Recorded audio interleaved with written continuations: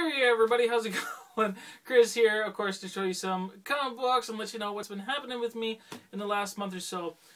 So first I want to give you guys an update on the 2014 Lotto. Sadly it's a little bit less in the pot this year with all the changes, but we'll still be able to make a good Lotto. And one of the big changes though, unfortunately, is because some time restraints and some changes in my schedule. I will not be able to do a live presentation of the winner on the 1st. Unfortunately, I will be out of town on holidays and then on a course, so I won't be home actually for about a 10-day span. So I'll have to postpone the drawing of the winner probably until the following week, so into the second week of September. I'll give an update exactly when that's coming, because at the moment I don't exactly know. So with that too, that'll extend entries for another week if you wish. So go ahead, get out there, get your entries in, go to mycomicshop.com, get those gift cards, get the numbers sent to me, and we'll grow the pot. So thanks everybody who has been contributing, and I look forward to announcing the winner of the 2014 Comic Lotto. Okay, so now into the comic books and pickups. Another thing I'll mention is I finally got to see Guardians of the Galaxy during my 5th year anniversary. That's one of the things we did. It was about the only movie at the theaters that was that we knew that would be any good because of all the reviews.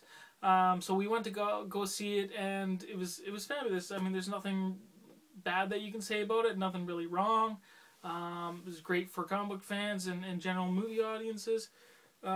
Really great. A lot of little Easter eggs that were really fun, I think, for comic book nerds.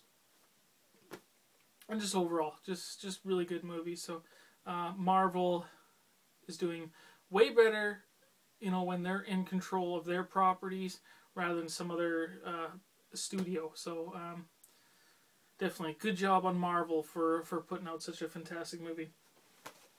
Speaking of another movie here and other you know, producers of movies, movie studios, Fox. Is it Fox? No, sorry, Sony. Spider-Man 2, picked up the DVD, just had to. It was on sale at Walmart at the time, so I figured, okay, well, now's the okay time to pick it up. And I think as most comic book fans would go, you know, it's not the best Spider-Man movie. I think the Tobey Maguire, you know, Sam Raimi films were a lot better than the new stuff that they're putting out. But again, cheap enough that, you know, I'll get it for my collection. I already got the first one. So some very different things happening in this one.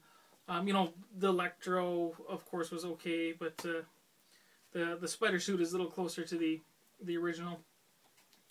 But I mean, just about everybody's watched this now, and I mean, I really don't have. It was kind of entertaining, but it's going to be forgettable. It's going to be lost. They're probably going to do another remake in another few years, I'm sure. You know, just kind of BS what Sony is doing with the Spider-Man property. Okay, so now into the comics. Walking Dead 130. Pretty cool looking cover there, I think. Get the glare out of there. Okay, had to get the variant cover for this one. I figured why not. Don't want to spend more on the variant cover later on. Looked pretty cool. The Superior Spider-Man number 32. The Scotty Young variant. So this looks like it might be pretty good. I don't know if I'll be getting all of the Spider-Verse stuff, if there's a whole bunch of different tie-ins or whatever, but if most of the stuff that just sticks to the Spider-Man books, I'll be getting, of course. So really kind of neat. Shows you what happened when there's that time portal, whatever was happening there, or multiversity paradox crap that was happening. Where did the you know, Superior Spider-Man go? And of course that sets the story in motion for this now.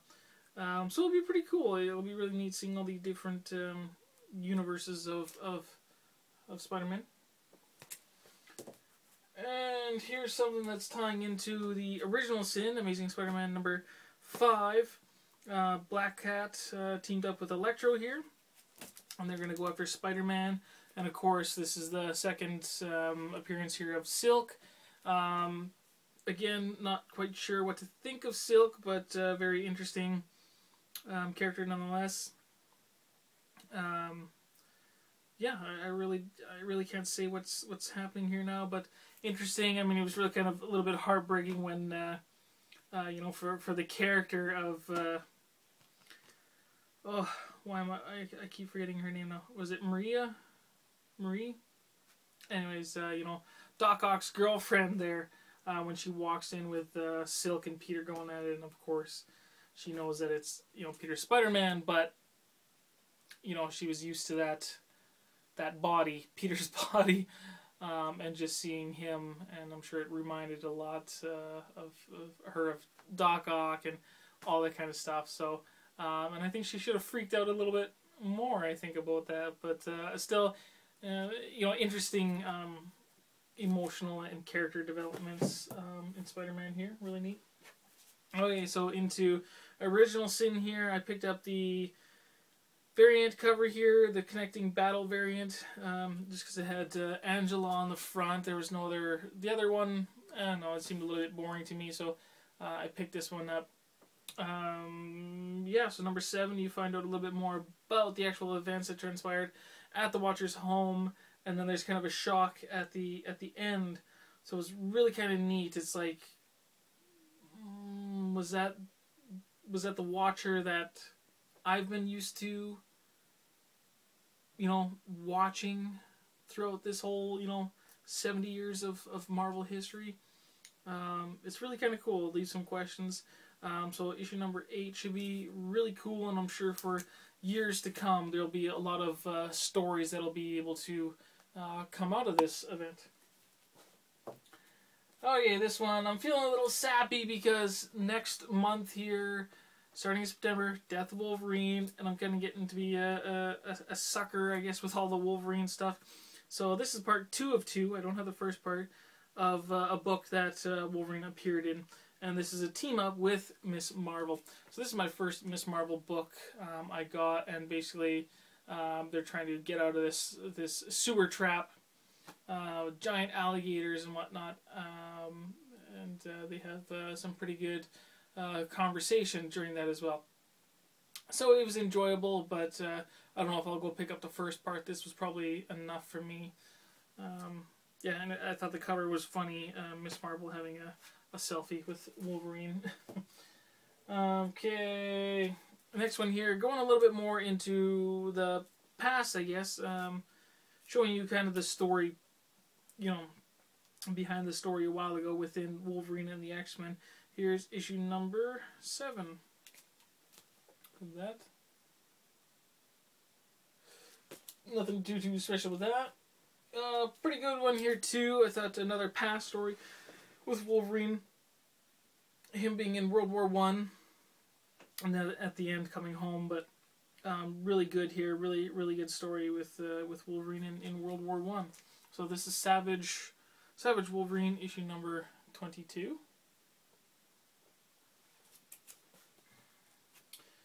Okay, so this is part of the 1 Month to Die, and I'm sure it takes place a little bit before well, anyways, basically a weekend Wolverine has that falls within this 1 Month to Die storyline.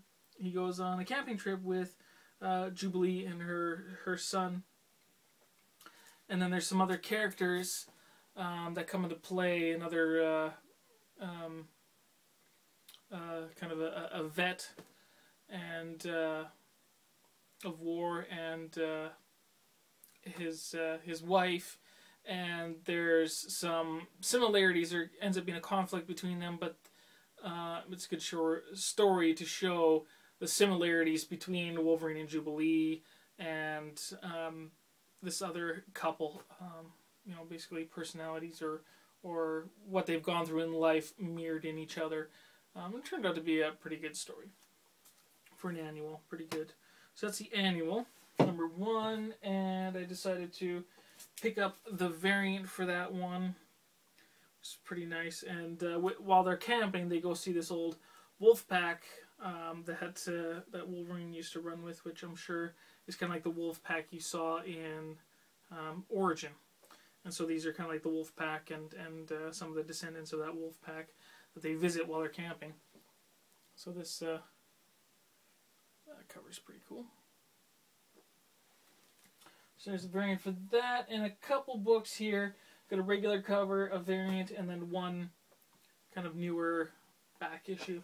So first off here, 1 Month to Die, issue number 11 of Wolverine. So this is getting to be, near the conclusion. Next one is the conclusion to Wolverine issue number 12, and then being followed up by the death of Wolverine.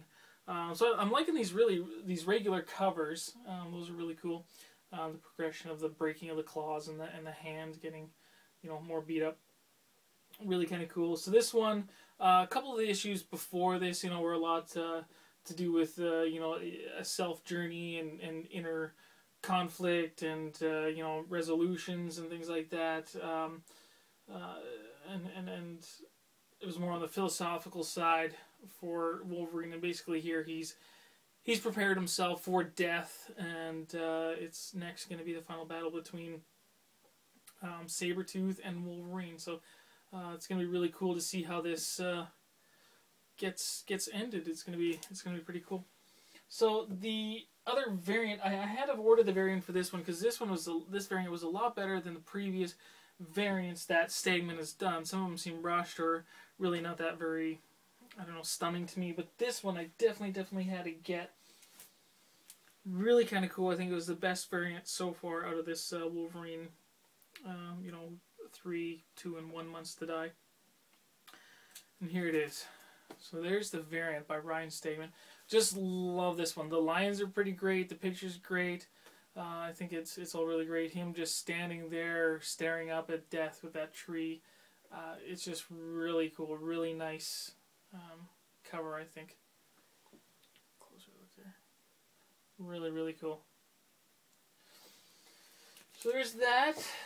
And then the back issue that I got to go along when I ordered that, because I do have to get a bunch of these and finish this series, is the Uncanny X-Force. Here's issue number 21.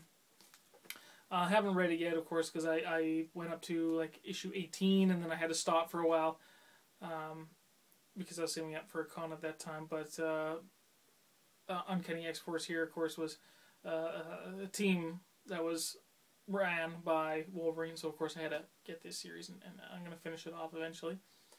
So I got that. And here's the funny thing about it. I got one of these. This was really nice.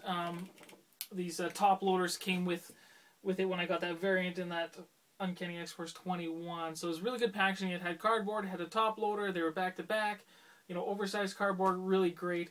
So I was like, oh cool, a top loader, I could use it, but I don't know if I'll be able to use it because they ran tape. I don't know if you can see if it's going to shine. You can probably see it a little bit there. See all the tape on it?